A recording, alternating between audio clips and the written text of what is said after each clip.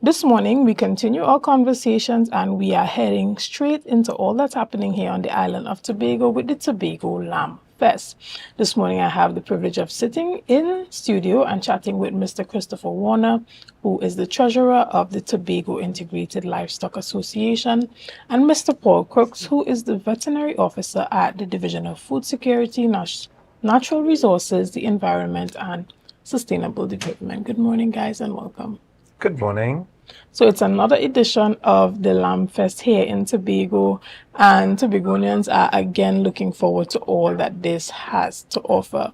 Tell us about the success of this event in the past and what you and your organization and your partners are looking forward to this year. All right, so I'll take that question. And the Lamb Festival is really about getting the Tobago consumer to enjoy mutton, right? What we've recognized over the years is that much of our sheep that are produced on the island make their way to Trinidad. And we realize that there must be a way to try to create or build the Tobagonian market for mutton for our farmers, right? So ultimately, the Lamb Festival is meant to support the small ruminant sector and grow that livestock production aspect. And the Lamb Festival is a collaboration between the Tobago Integrated Livestock Association, the Tobago Agribusiness Development Company Limited, and the Division of Food Security, Natural Resources, the Environment, and Sustainable Development. It is part of the World Food Day calendar of events.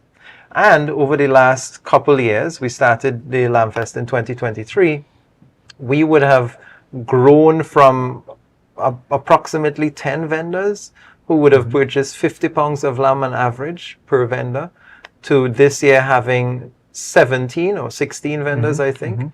And we have each vendor or each caterer purchasing upwards of 100 pounds of lamb.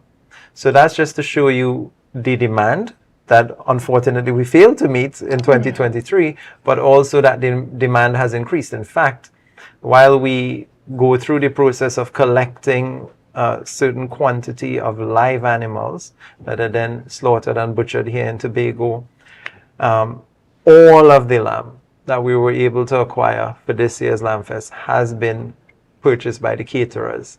Typically, we would have lamb there to sell to members of the public as they come in, and TADCO will still have various offerings, but that's just to show you the increasing demand.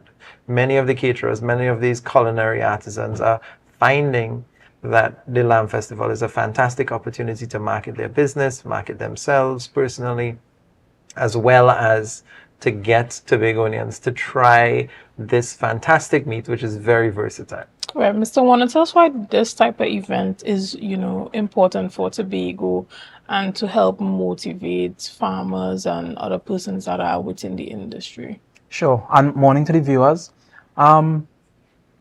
At the Tobago Integrated Livestock Association, right, one of our mandates has always been to boost the livestock sector in Tobago. And this initiative of the Tobago Lamb Festival is just one part of that, right? Because as Dr. Crooks said, in Tobago, a lot of farmers mind the animal, but we don't consume it as much as, let's say, pork, as chicken, as goat, We only do it around wedding time, or we do it before school, where we sell out our animals to buy books for kids, right?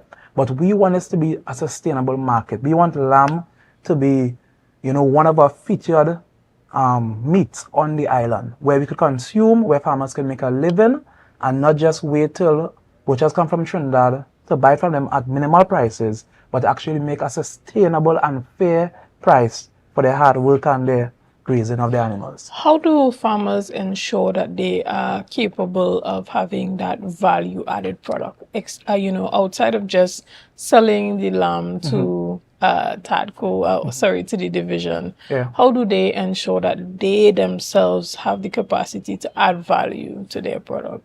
Right. Well, there are challenges right now in terms of land. Feed prices are extremely high. However, they could now add value by, so for example, the division and TADCO, they have had seminars where they teach butchery. So where they could do different specialty cuts, like lamb racks and different parts of the animal, where they could not only sell the typical stew and slices, they could get much more money for different type of specialty cuts. And this is what we advocate as a division, Paul and these guys, Tadco and Tiller.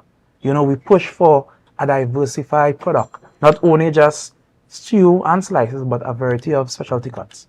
Understood. And I'm happy to hear that because, persons often have that mindset, which is a traditional mindset that you rear the animal, you sell it.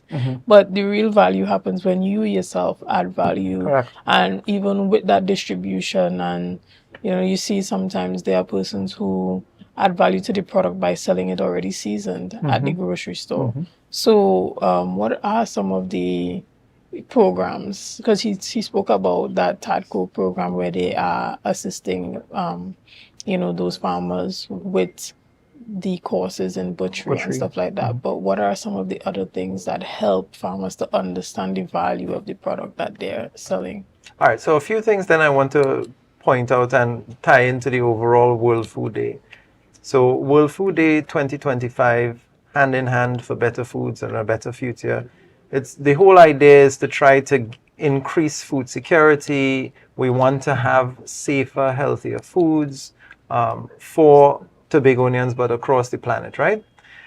As part of the Lamb Fest, we do a selection process where we go to farmers' holdings and we examine the animals. The animals have to be of a certain standard to be taken into the Lamb Fest.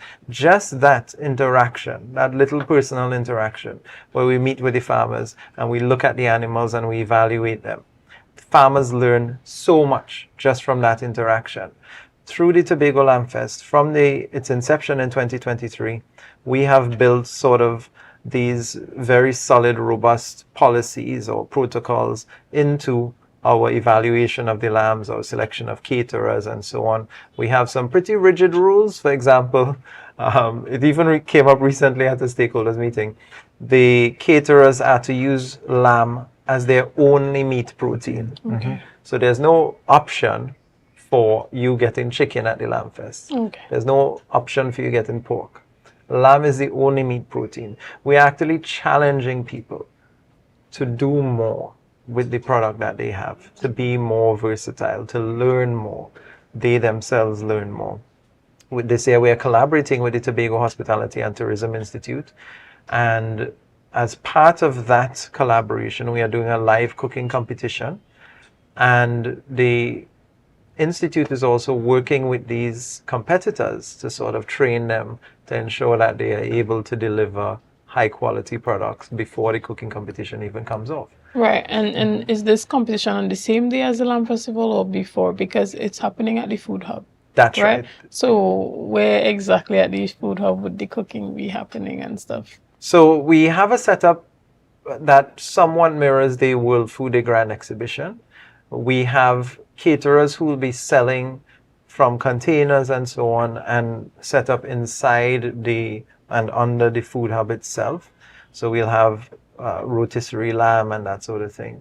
But also we have some tents on the outside that would allow for additional caterers, again, because we have more caterers this year than ever before. But we also have those tents set up for that live cooking competition.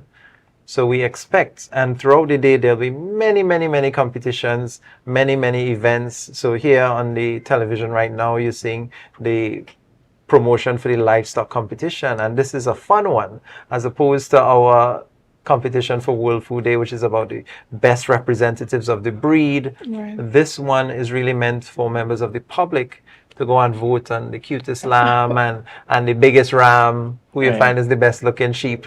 So basically it's a fun competition, and that's the idea. We want many activities throughout the day, and all of them have an aspect of learning, engaging, making the thing interesting. So hopefully younger generations, because we expect families to attend, younger generations recognize, so I could get into maybe opening a restaurant, or maybe I could become a livestock farmer, a livestock producer myself.